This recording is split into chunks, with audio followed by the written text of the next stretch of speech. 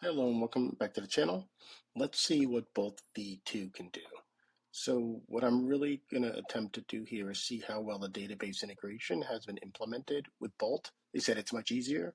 And then also just see how well it can do with kind of one-shotting an application that I want to build. So please make sure you like and subscribe and share with your friends if this is something you enjoy.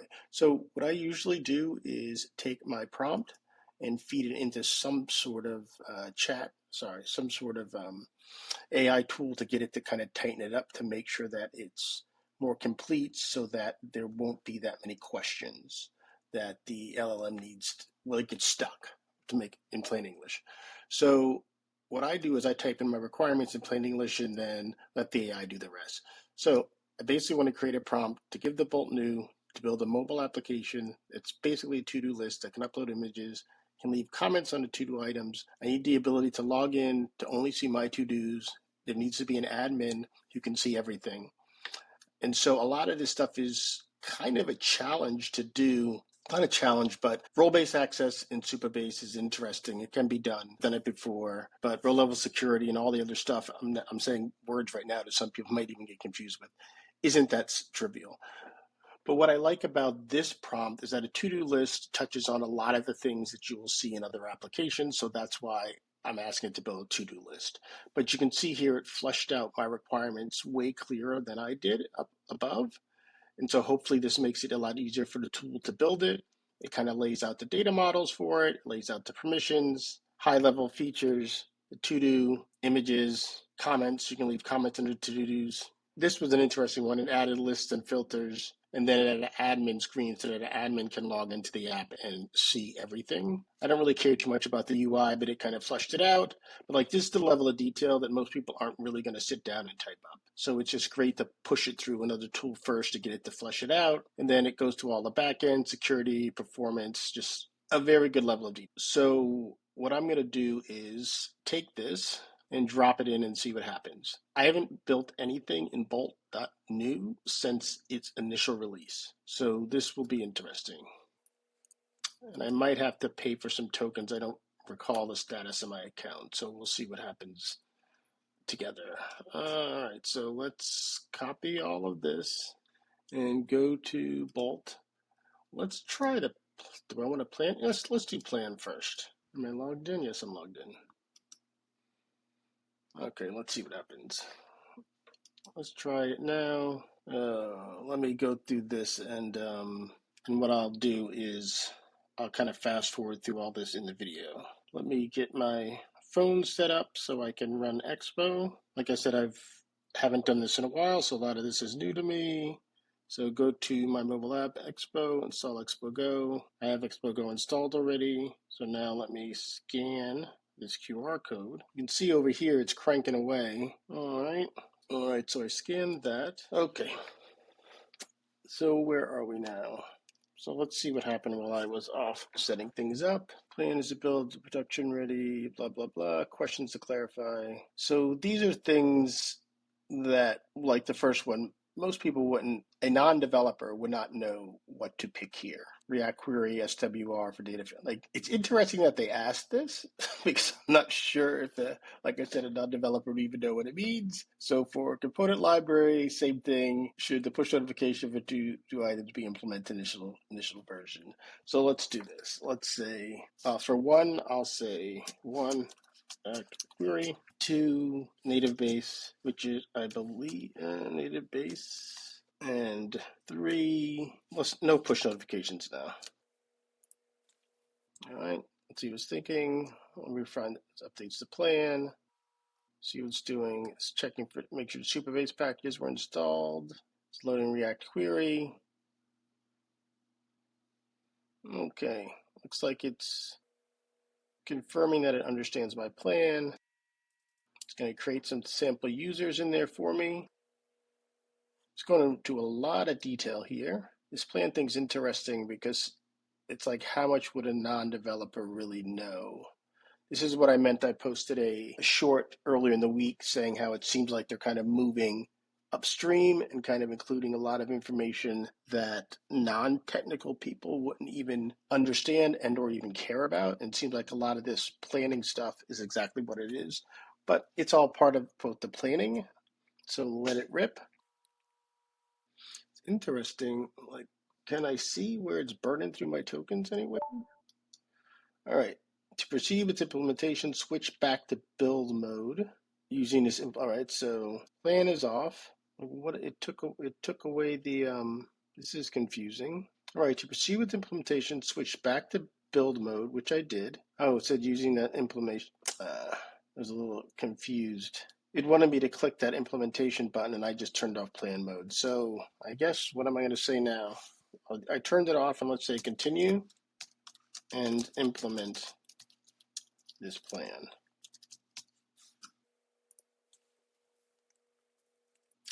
And now let's see what it does and see how long it actually takes. And one of the things that's interesting about this is you can see how it's setting up the database, and I didn't have to put in any Supabase keys, create a Supabase account or anything like that. That's one of the new things in bolt.2 is that it'll set up the database behind the scenes for you. This is very similar to how Replit does it. I think it simplifies it for non-technical users because they don't have to go find Supabase, create a Supabase account. Plus, it can get kind of messy going into Supabase and trying to create an account, running scripts to set up tables and all that other stuff. I'm hoping, it looks like it is, since it says applying database migrations, that it's creating the tables and the rules and everything that I need for my application for me in the database. Okay, so the database is set up, and now it's installing the additional libraries / dependencies that I need to support this application. This will be a React Native Expo application. All right, looks like we're about to cross the finish line here. So this writing the documentation has accomplished quite a bit of stuff. Once again, not certain how much of this information would really be relevant to a non-technical person, but it would be interesting if there was a way to kind of get it to explain some of this in plain English so that people kind of knew what was going on. But here we are. Let's see, so what do we got up top here? Preview. I guess this is the code that is generating. Yeah, this is the code that's being generated for my app. Create tables and manage. So if you want to manage your database directly, that's interesting that I need to upgrade. I don't want to manage it. I just want to see what's going on in there. Interesting. The reason why I say interesting is that even with Replit, you could see your database and you could kind of browse and look at what's going on in the database tables. It looks like I can't even do that here without upgrading. Let's see. Upgrade to Pro plan. $25 a month is the basic one. So I have to at least go up to a pro plan to see the data in my database. That's kind of bizarre. I wonder if I'm new. Like I said, I haven't looked at this V2 stuff, so it's interesting to see, like, what can I see without a pro plan? All right, I can see this stuff. I don't need to host it because this is a website. I mean, it's a mobile app. No analytics.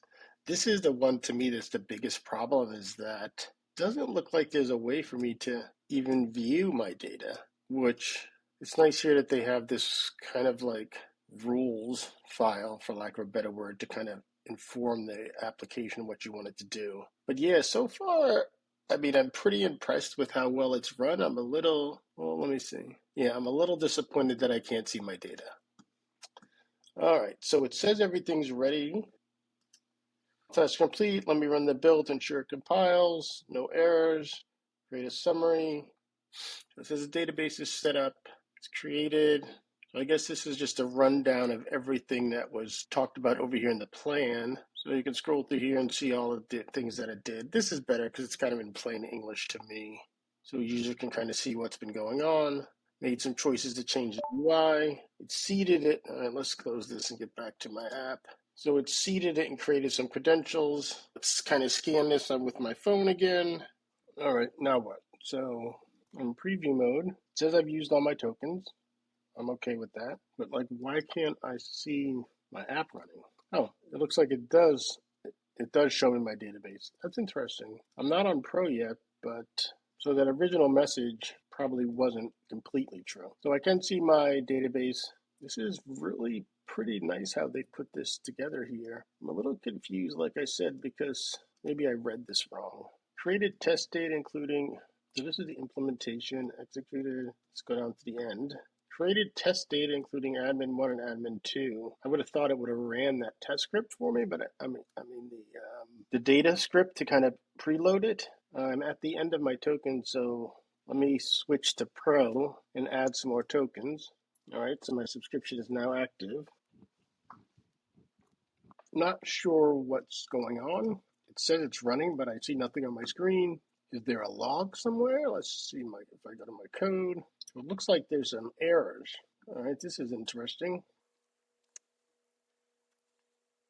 So like now we've kind of moved away from kind of no code to actually having to understand what's going on. So it generated errors. So if I was doing this on my own, I would just copy all these errors.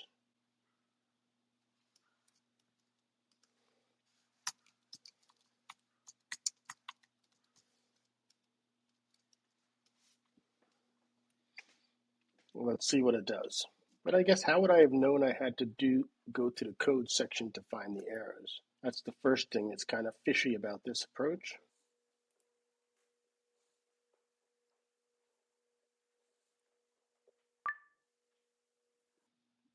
That's kind of weird here how it states that it's fixed, but it says you can run it with npm run dev. Like, you never told me before I had to do this. How would the user know that they need to find the terminal and rerun these commands? But it looks like it did it without. It looks like it did it for the user. Let me see if I go back to my phone and try to scan this QR code again, which is kind of annoying because I have to keep rescanning this QR code and I don't particularly know why. But I will follow along. Looks like it's loading it. So now we're pure developer mode. We're kind of in the terminal monitoring what's going on. It built it. And so now my app is running. So let's go to preview. So here's my app. It said, so if we go back up here, let's see if these users actually made it to the database. I don't think they did. Well, let's check their database. So yeah, there's no users here. Well, let me refresh. Yeah, no users. I'll just create them. So sign up, user 1, password. I'll just use my user. First of all, nice, clean, simple UI. So no complaints there. Pass.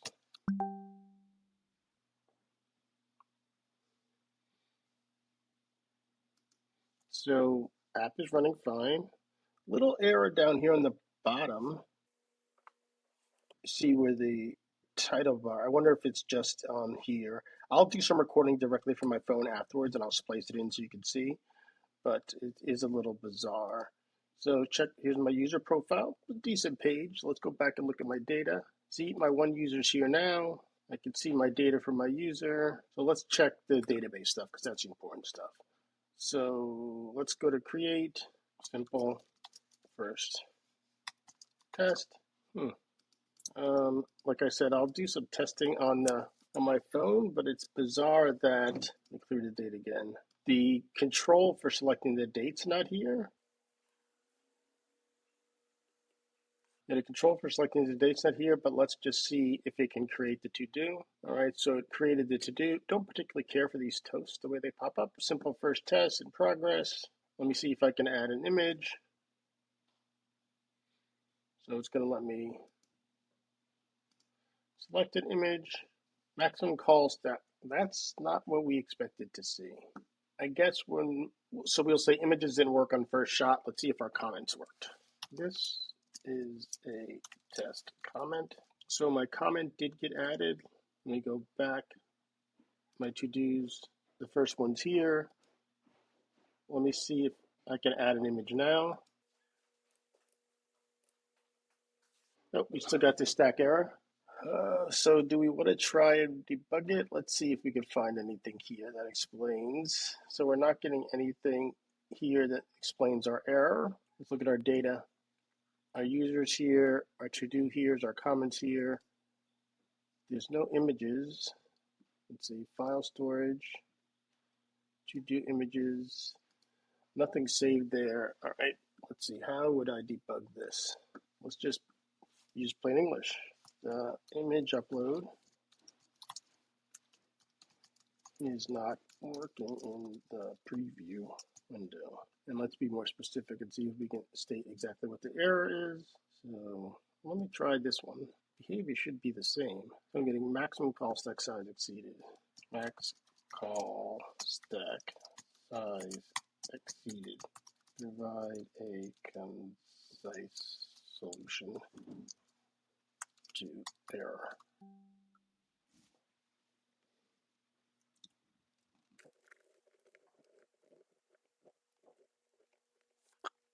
See, this is what I expected when that's why I said specifically the preview window. But it should have, well, I guess it should have known and built a workaround since it knows that it's going to run in the preview and the preview is a web, but it's going to have a workaround. Let's see what the workaround does. All right, so now we should get an error message. Yeah, image upload not available on the web. Not really certain why that is true. What else can we do? We can, let's sign out. Yeah, we have some space issues down here because you can see this page isn't scrolling. Let's log out. Looks like log out isn't working either. See, am I getting any errors? Nope. Log out is not working.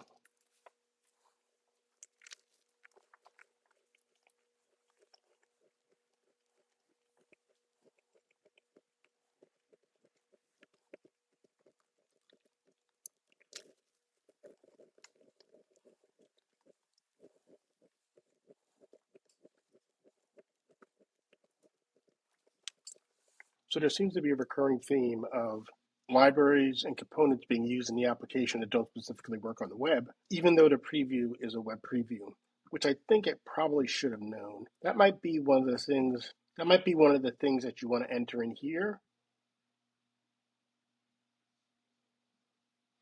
Okay. Well, looks like it fixed all the errors. Just use a window confirm. So now let's try again. Let's go to profile, log out, so we get it up here. It's okay. And that's interesting. So I logged out, but I'm still here. So let's log out again. Okay. All right, there we go. Now I'm logged out.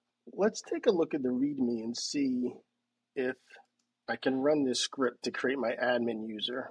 Because it says that, all right, so I need to run the seed file. So a little bit more developer-y stuff that I wouldn't have expected, but I guess so. So we come down here in the terminal. It just says an npm run seed. I wonder what it's going to do now since I already have one of the users. So let's fix that. Which user? I did user one. No, I'm not going to get there.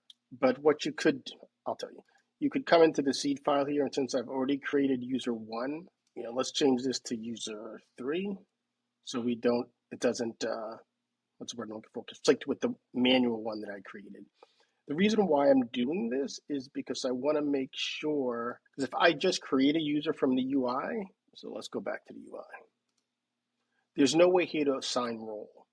By default, any account created here is a user, but we also want to test that the admin functionality worked. So that's why I went in, that's why we need to run the seed script. So let's go, so now we're down here, the instructions said to run the seed, so let's run the seed file. And we got an error. So then back to our usual, I'm just going to take this whole thing here, I'm going to copy, delete, find concise fix for error.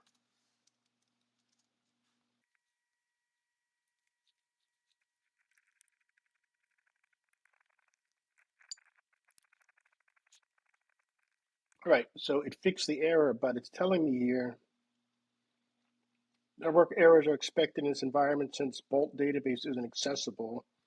So it gave me a script that I can't work in this environment because it can't directly access the Bolt database.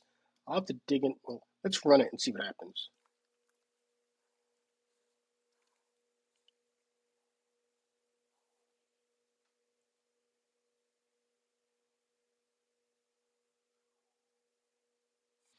All right, so clearly the seed script didn't account for this environment, so let's see what it added to the database.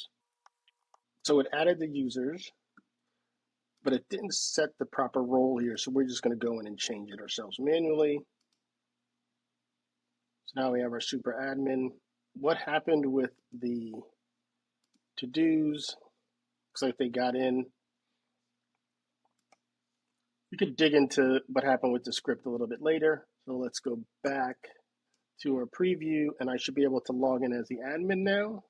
Admin at example.com, admin 1, 2, 3, 4, 5, 6. All right, so I'm logged in as the admin, and you can see I did not enter any. Oh, why isn't the scroll working? That's interesting. Open, in progress. I cannot scroll, so let's see that. The I to do list doesn't scroll.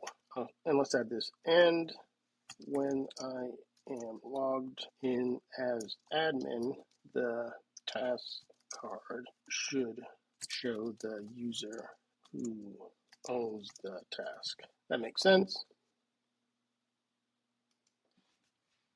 So we're finding a couple of interesting things. Let's just kind of recap.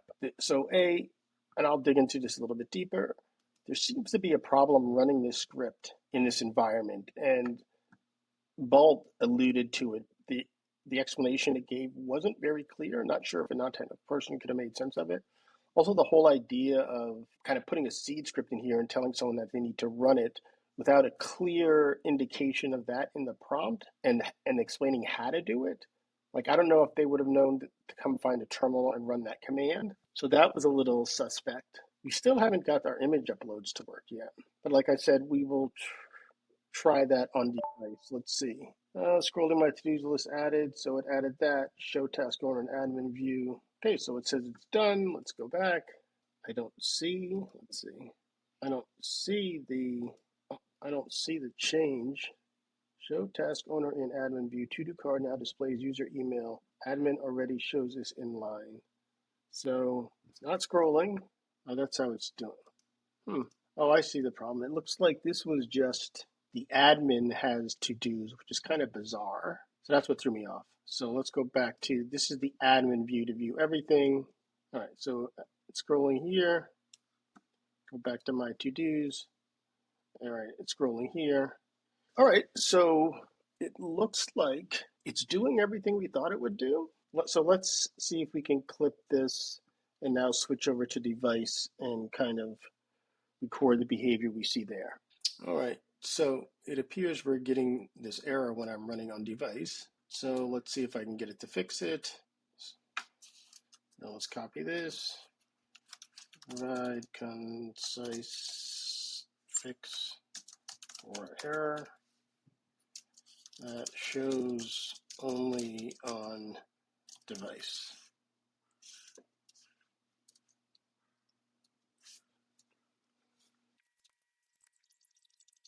See, this is the cross-platform thing that once again I'm confused by. Like, it knows that the preview is running in a browser and it knows I'm trying to deploy to device. So why is it using components that don't work on both platforms? And if it doesn't have a component that'll work on both platforms, why is it not kind of coding its way around that issue? All right, so it replaced the component. The first thing is let's confirm that everything still works. Let's go back up here, refresh this, and then now let's go back to our device and try our device once again. All right, so the error still is not resolved, so let's try again. It is still crashing on device. I guess the moral of the story here is don't use native base because it's what's causing a bunch of these issues. But let's see if we can work through them. Okay, so it appears that things are working now. So let's see what we get on our device. Okay, so we're back on the device. Oh my goodness, another error from. Let's kind of just work through these one by one because it looks like it's going to be a problem.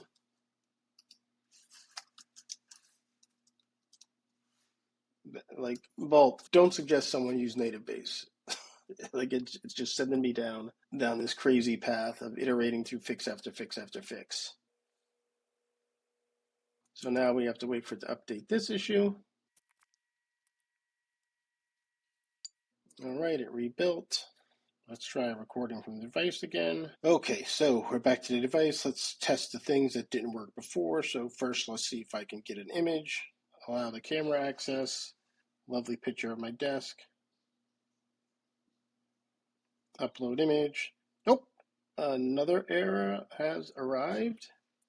Blob array is not a function. It's undefined. Like the hits just keep on coming. Let's copy this and see if we can get a fix for this one.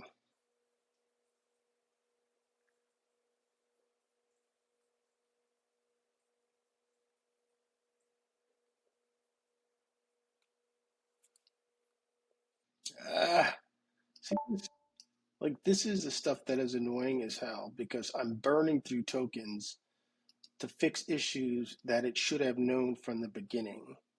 It knows that it needs to build the application to run into preview, which is on web, and it knows I'm trying to build a cross-platform application. So why am I burning tokens to fix issues that are platform related? It just doesn't make any sense. All right, we're still recording. Let's go back in again, and let's try to upload an image, photo. All right, image is uploaded, but as you can see in the recording, let's go back, come back in. There's no thumbnail of the image. And let's go see what happened in our database. So it says we have an image, it says in Superbase storage. The question is, let's go to file storage. That's interesting. Why can't I open my file storage? Let's see what we have in the, let's go back to our database. This is my image URL. Definitely wrong with my image upload. I got no error, so let me see how I can prompt my way to succession. The image upload did not work successfully. Can you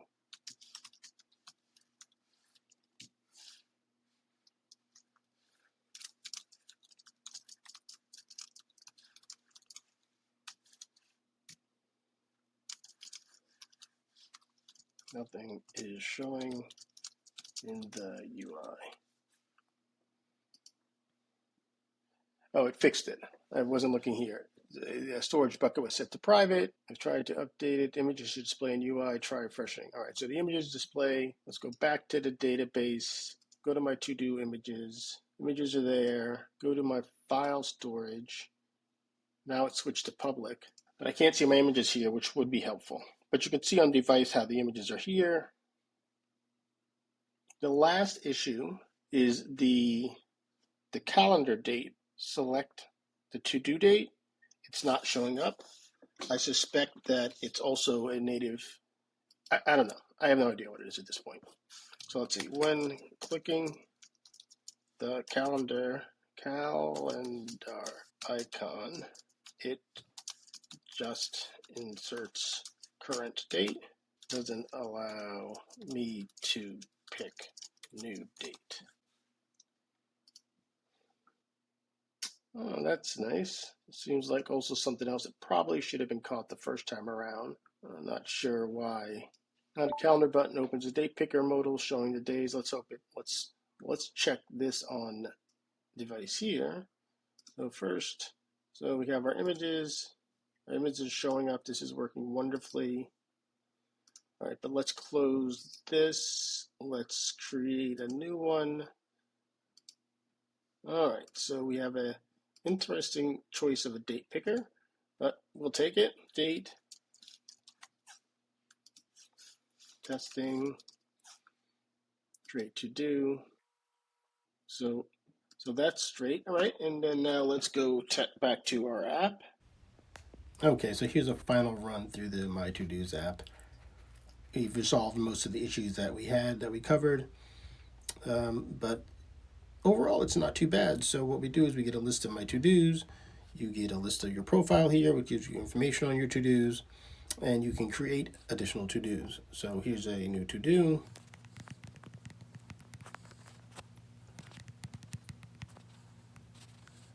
status, do in progress, select the due date, and create to do. So you got some UI issues, but still not too bad. A decent clean UI for a first pass, has a status, easy to change the status, can add comments, and can upload images or take new images. So let's see, let's show an example.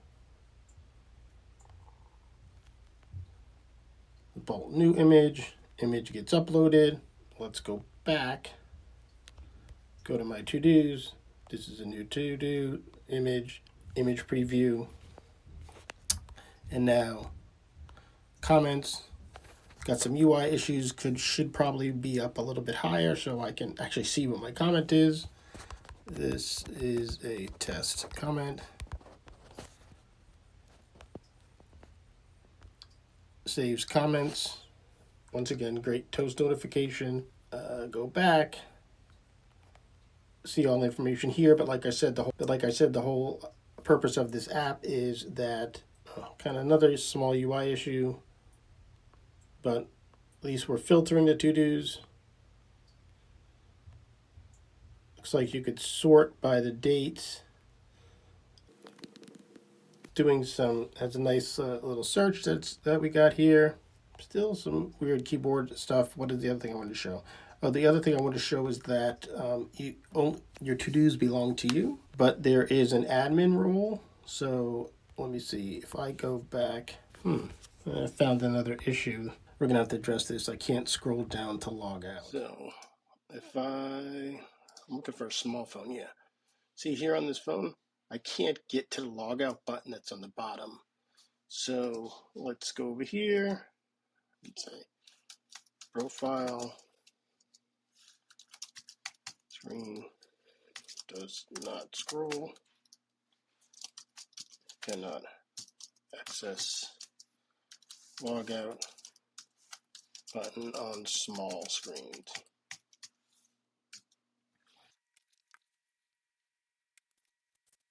All right, so it seems that it's fixed it. Let's see, is it reloading? Scroll here and scroll here. Nothing to scroll through here. So now we can get to the logout button. And now let's check on device. Scan again. All right. App is reloading. We wanted to show that we fixed the scroll issue and the log out issue. So let's start with logging back.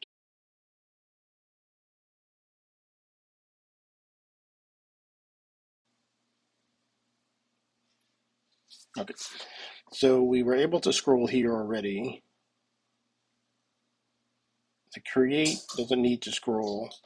The issue was the profile. We couldn't scroll down before and get to the logout button. So now we can get to the logout button. So that issue's been resolved. Let's log out. And then the other thing that we wanted to see was to show how the admin had full access to everything. So let's log in as admin at example.com. And the password, I believe, is admin12345 Sign in. This was the confusing part from before. These are the admin's to-dos. So the admin can see their own to-dos. Right? But then if I go to the admin panel on the end, I can get a list of all the users. This is me. And then I can see the other users. It would be helpful if I clicked on the users for it took me straight to their to-dos, but that's something else can be added later. But if I go to all to-dos, the important thing is that now I can see all the users one's to-dos also. Everybody's to-dos I can see here. And when I was logged in as user one, I could not see that. And then if I filter by user one, user to-dos, and this, as I stated, this is something else that we fixed. I should be able to actually go into the to-do here, but I can't. Okay, that's the wrap of the demo, and let's get back to the code. I'm going to kind of wrap it here because we've been going for a while. Even after I cut this, it's still going to be pretty long for the errors. So what would my grade be on this overall? I think that a couple of things. The fact that I was able to get this far, and I had to pay $25 to get in, but let's look at it this way. If I had to code this myself, it would have taken me longer. So it's already saved me time and money. The ability for a non-technical person to kind of be successful, I think, is a lot harder. Like, I don't know how well a non-technical person would have been able to navigate those issues that I found and know how to, I don't know. All I did was copy and paste the errors. Maybe they would have been successful, but it's not as straightforward as I would have thought it would have been. The other thing is disappointed that it was generating code that it knew wasn't going to work on device. Probably should not be doing that at all. The positives, the database integration, smooth as hell. Way, way, way better than it was before. The integration of the ability to access the tables, view the logs, all of this stuff directly into Supabase, amazing. Didn't get into this. Can I do server functions here? Yeah. Didn't get into that this time around. Maybe if enough people like this, we'll extend it. I'll try some of the other database and user management functionality that's available. But overall, I give this a thumbs up. I highly recommend this. I think it's pretty impressive what they've accomplished here. I do think at some point you hit a technical wall where it probably is going to require a little bit of a better understanding of what's going on under the covers to be 100% successful, but you can still get extremely far using this tool. Kudos to bolt.new. V2, I think, is definitely a step up from the original one. Hopefully you enjoyed this video. Please make sure you like and subscribe. Later.